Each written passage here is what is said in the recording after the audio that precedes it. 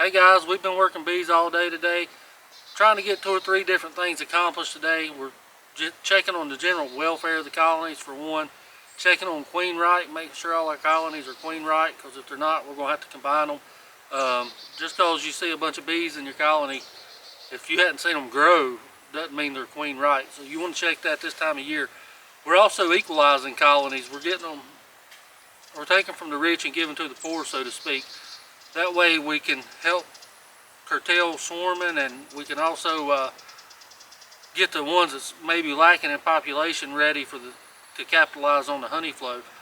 And we're also running a trial this year on Apivar, the effectiveness of it in our apiary, in our bee yards. We've used it for years. I know a lot of people saying they're having mixed results with it, and I think we had mixed results with it last year. It didn't do so great, but I'm curious if that was just a resistance to amitraz issue, or if that was a issue with maybe just a bad batch of Apivar. So we really like Apivar a lot, so we're hoping to be able to continue to use it. So that's what we're doing today. Just wanted to bring you along, kind of show you what we're doing. Hey guys, like I said, we've got some mites in this yard. They're measuring a 2 on alcohol wash. That's 2 mites per half a cup of bees. So we want to do something before the honey flow, and you're limited on what you can treat with during the honey flow. So we're going to give Apivar another shot. We're going to actually study it a little bit more and see if maybe last year we got a bad batch and it's still effective for us. We hope it is. Keep in mind, you can also use other things to treat with in the springtime, depending on your area.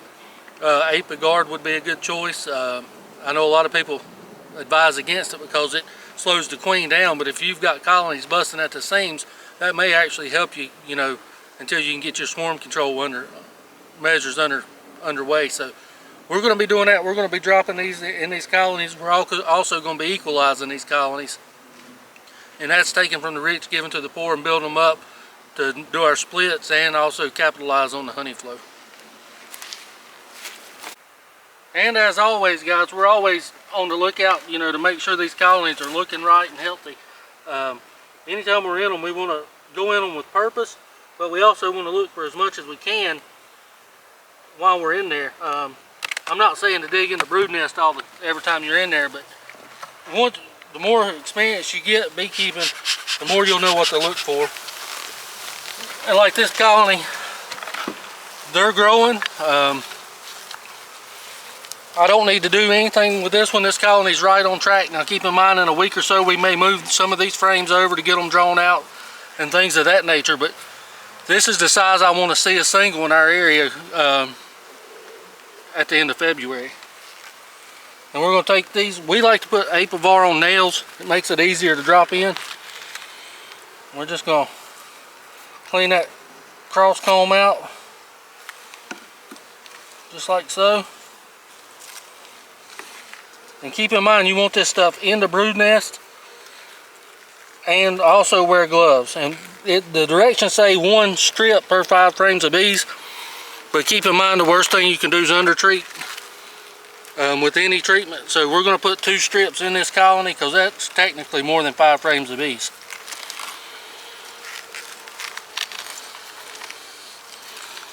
We have been feeding this colony.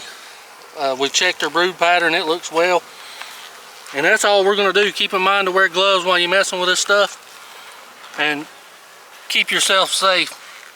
Don't dispose of the wrappers anywhere near a water source or anything like that.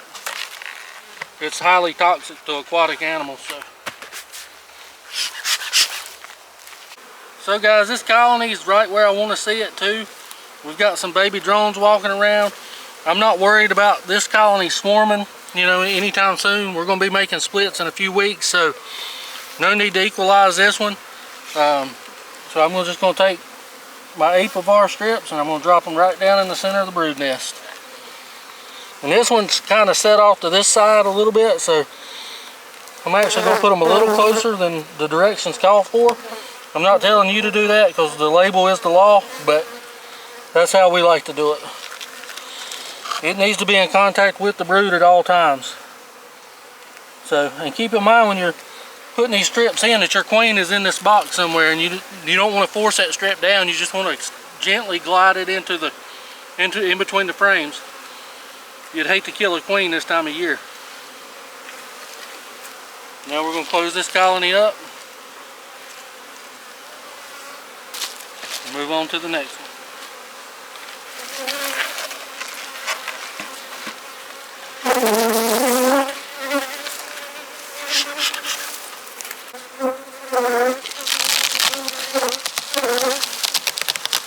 This colony is also looking good. We still got space on this side of the box. No need to really mess with this one. We've got a couple smaller colonies in the yard we would love to be able to take bees from to equalize, but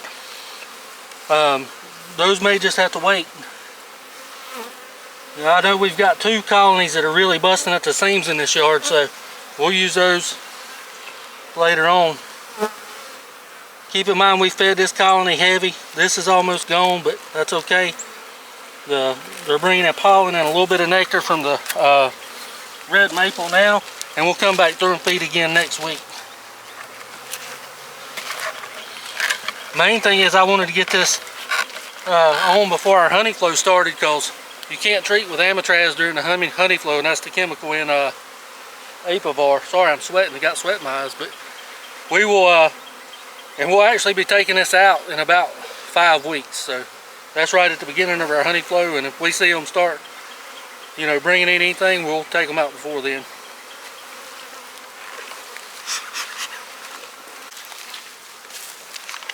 This is one of the colonies that was a little weaker that we was hoping to be able to equalize, and I'm sure we will up there. We'll get it equalized. And sorry for the, you know, this probably isn't going to be the best of videos, but we got a lot to do today, and we got a lot more work to do. But I did want to bring you along, kind of give you an idea of what we're doing and why we're using Apivar instead of, you know, just saying use it, because a lot of people have been having issues with it. This is more of a trial run for us to see if we're going to be able to continue to use it.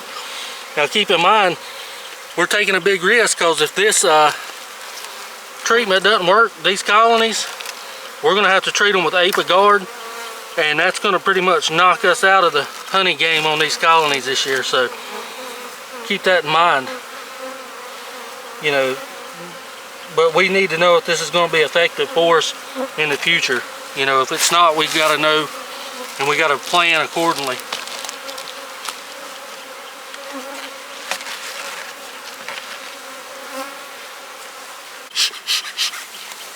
Same with this colony, plenty of space to grow into. They hadn't really kicked off in earnest yet. Not worried about equalizing at this point.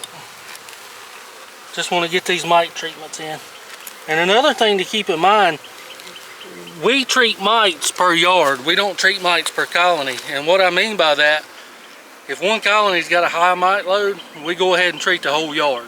We treat it as a yard basically as a single hive, and if it needs fed, we feed it. If it needs treated, we treat it.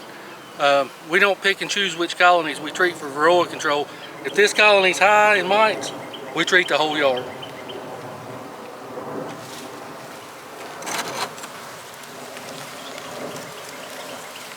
As you can see, the brood nest is on this side.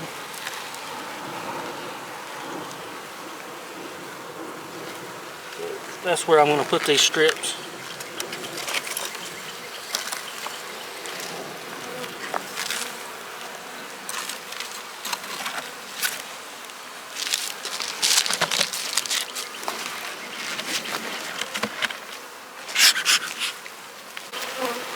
So guys, on this colony is a perfect colony to equalize one of those smaller colonies with.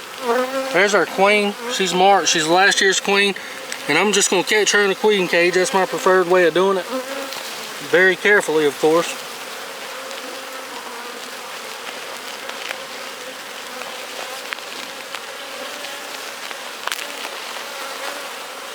And then I set her over here to the side where I know she's safe. Now I can take this frame and confidently set it to the side. And what I'm looking for is capped brood, or brood that's emerging. And that's a perfect frame to equalize with.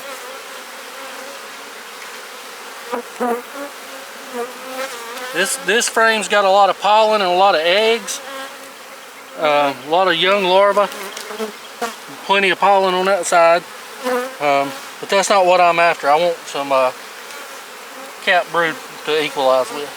Capped brood also generates its own heat, so it's easier for a smaller colony to keep it, to utilize it. And on a smaller colony, what I like to do is I like to shake most of the bees off. Just like that. Now I'll take this frame over here and I'll get it ready to equalize that colony. What I'm looking for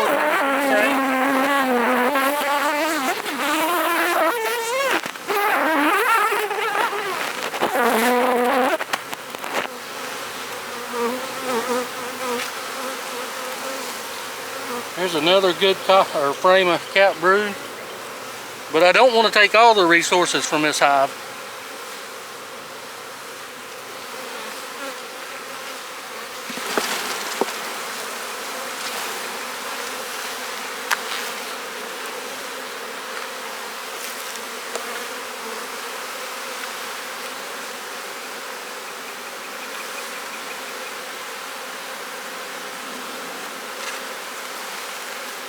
Okay, we got a mixture of capped brood and larvae in this comb here,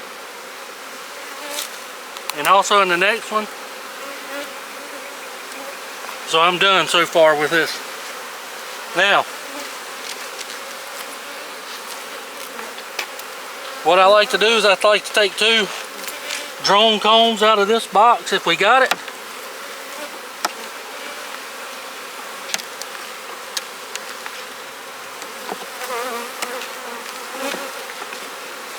That's partially drone.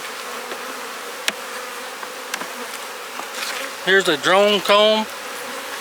And the queen can immediately start laying. They'll polish this frame up and she can begin to lay. There's one. And we'll drop these in. We'll move this over.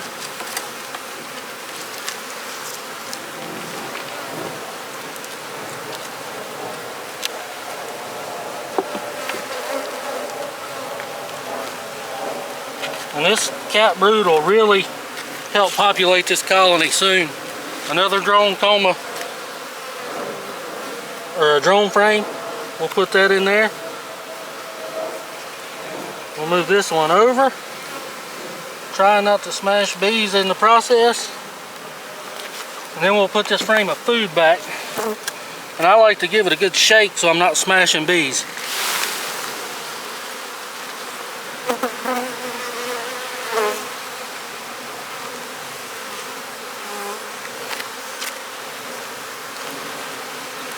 Now this one will go in this hive. This, like I said, this is what we're looking for.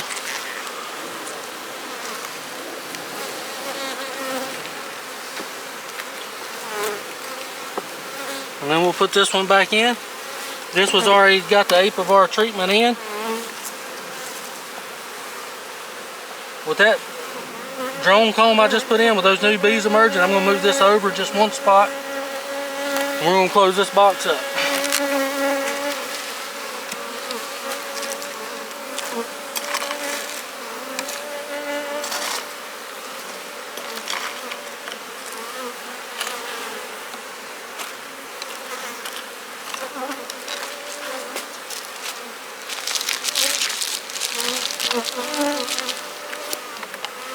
Keep in mind you don't want to leave these colonies open too long. You know, we got a little small flow on now, so robin's not a huge concern, but the less you can be in them, the better. Now, if you look over here, I got bees climbing all over the side of this box. So what I like to do is I just like to take my hive tool and gently push these bees back down into my box over here.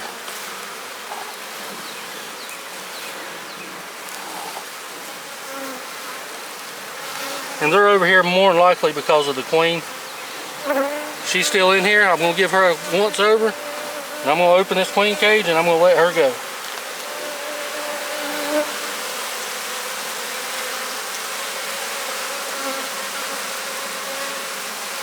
And she's starting to come out now. And there she went.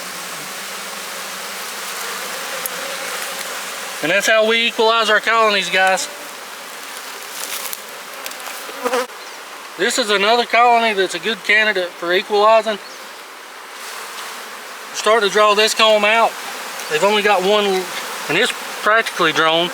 So I'm gonna look through here and see what kind of brood situation we got going on. Plenty of honey, plenty of pollen. Well, I should say sugar syrup and pollen. I'm gonna move it. I don't want them girls crawling up there. Get down. Then, like I say, we're looking for capped brood. This has got eggs and small larvae. So right now I'm looking for the queen to isolate her and keep her safe. I don't see her on this frame.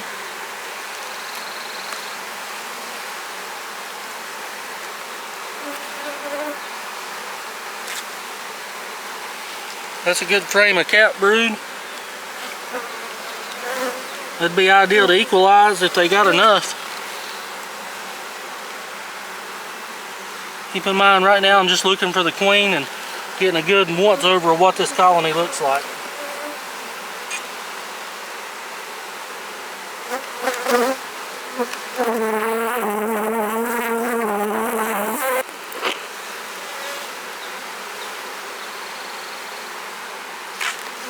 It's getting later in the day, the bees are getting more worked up and harder to work.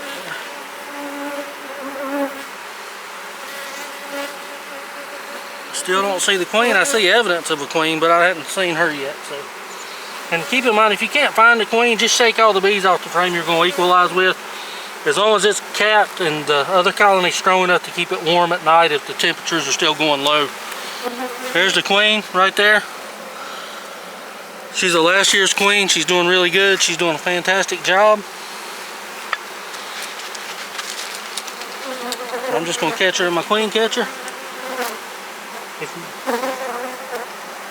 Be real gentle.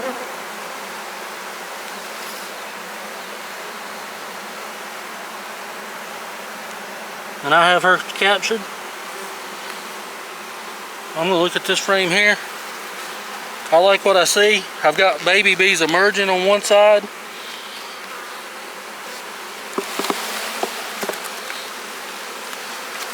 This is an ideal frame to equalize with. Keep in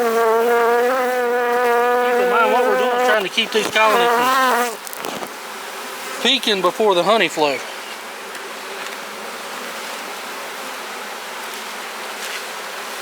That's another good frame to equalize with.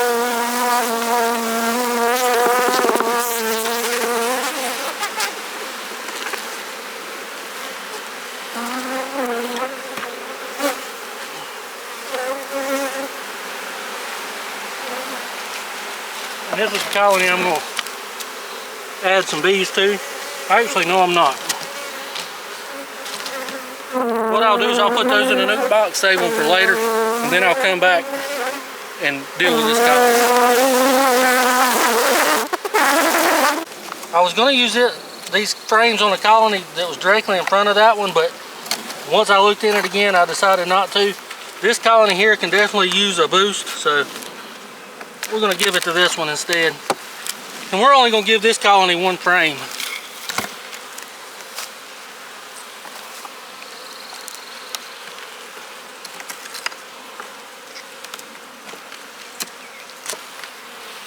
And this is a drone comb, so we'll put it back in that box.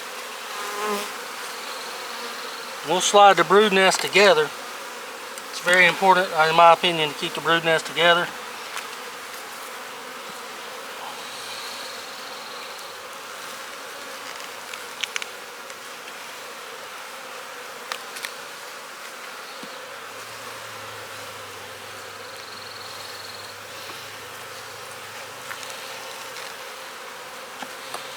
And we're done with this colony.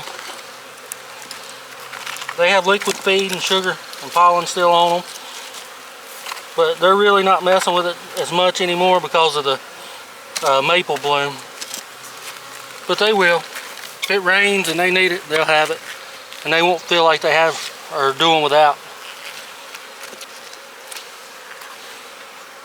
So I'll keep this frame to the side to put back in the mother colony, and I'll simply put this back onto the top of this one.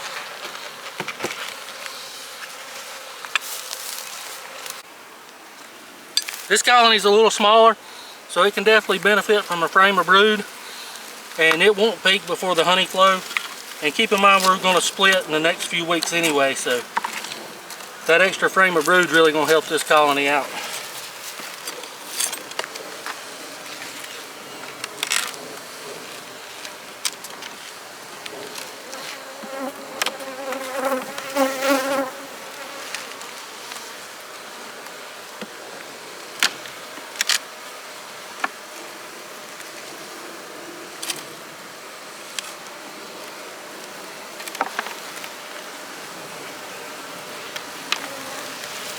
These bees are working here. That's a frame of food. I'm confident moving it over to the side, and then I'll drop this brood frame right down into the middle.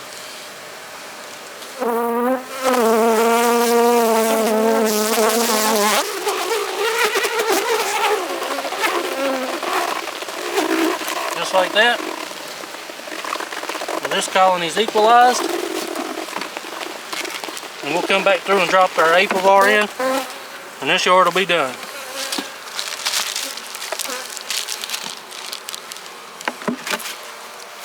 When you throw your lid like that, you gotta walk over and get it.